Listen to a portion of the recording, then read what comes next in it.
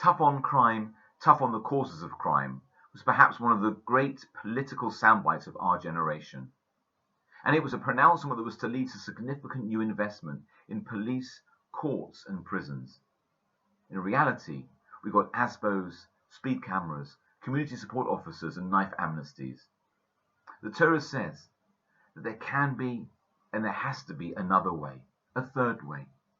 And with the injunction, you shall appoint judges and officers for yourselves in all your gates, the Jewish people are required to establish a judiciary and a police force upon their entry into the land of Israel.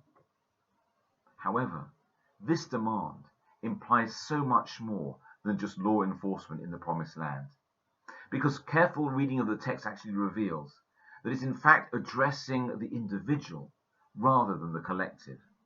It's as if it's saying each and every one of us has a responsibility to appoint for ourselves a judge and an officer to control our actions, to discern what is just, and to police our behavior.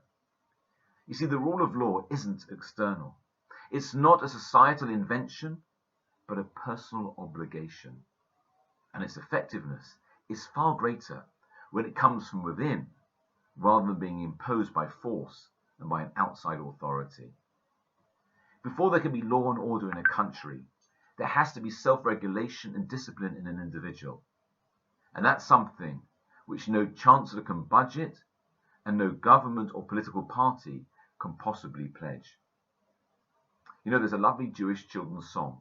It also just happens to be a Gemara that explains why, as part of our anatomy, we have eyelids, earlobes, and lips. The eyelids allow us to close our eyes and avoid seeing what we shouldn't see. The earlobes could theoretically prevent us from hearing what we shouldn't hear, and the lips control what goes in and what comes out of our mouths. These are the gates to which the verse refers. And the key to crime prevention is for each of us to keep a check on what we see, what we hear, and what we say.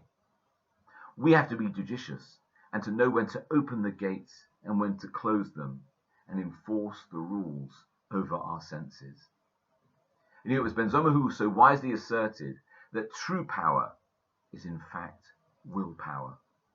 A person of strength is not one with exceptional physical capabilities, nor is it those who wield the strong arm of the law with legislation, new initiatives, and tougher sentencing.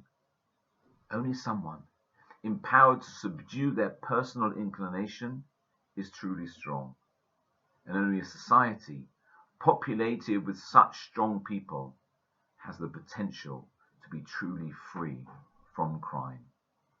Good Shabbos.